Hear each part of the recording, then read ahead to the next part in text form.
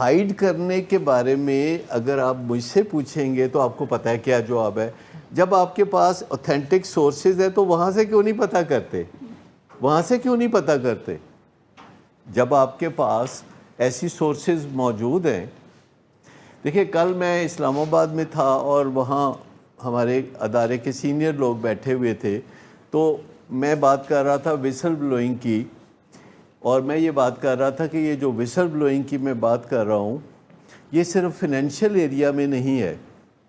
اگر آپ کا کوئی senior on the job mobile میں گم رہتا ہے تو بہت جونیئر بندہ بھی اٹھ کے اس کو آ کے کہہ سکتا ہے کہ سر آپ یہ کام نہ کیا کریں، یہ کام مناسب نہیں ہے، اس سے ادارے کے کام کاج میں بھی حرج ہوتا ہے اور مجھے بھی یہ بات اچھی نہیں لگتی. تو وہ بڑی حیرت سے وہاں ایک سینئر تھے ہمارے جو کہ نئے نئے جنہوں نے ادارہ جوائن کیا ہے اسلام آباد میں، وہ کہتے ہیں کہ ویسے چھوٹیاں دا حق تے نہیں ہے کہ بڑیاں دے نال گال کرنے ہیں. جی روایت تو یہی ہے نا. تو اس روایت کی وجہ سے کتنی تکلیفیں جنم لیتی ہیں. ہمارے جو بڑے تھے زیادہ تر ان کو باؤجی کہا جاتا تھا اور حرکتیں ان کی ٹھیک نہیں تھیں. لاہور میں یہ رواج ہے کہ جس بھی بندے کی حرکتیں ٹھیک نہ ہوں، خاندان کا بڑا ہو، تو اسے باؤجی کہتے ہیں. ہے نا کلچر ہمارا؟ یہی کلچر ہے نا. تو جب ہم کسی کو باؤجی کہتے ہیں تو دوسرے لوگ اس سے کیسے انسپائر ہوتے ہیں؟ دوسرے لوگ بھی وہی کرنا چاہیں گے جو باؤجی کرتے ہیں. تو میں آپ کو بتاؤں کہ آپ چونکہ تکلیف میں ہیں اور ایک خاص وجہ سے یہاں پہ ہیں، تو ہمیں آپ کو یہ باتیں بتانا ضروری ہے. اگر میں کہیں بس میں جا رہا ہوں، ٹرین میں جا رہا ہوں، جہاز میں جا رہا ہوں اور میرے ارد گرد لوگ یہ باتیں کر رہے ہوں تو میں بالکل خاموش رہتا ہوں،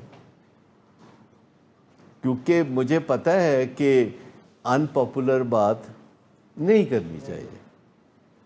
وہ بات کرنی چاہیے جو دوسروں کے من کو بھائے.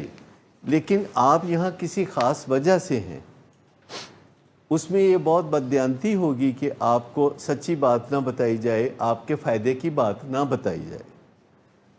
یہ واحد نسخہ ہے کہ اگر کوئی ریکوری میں جانا چاہتا ہے، سوبر ہونا چاہتا ہے، تو انہیں دل کی بات جو ہے باہر کرنی پڑے گی اور خوف میں مبتلا نہیں ہونا کہ میں چھپاؤں ہر ایک سے.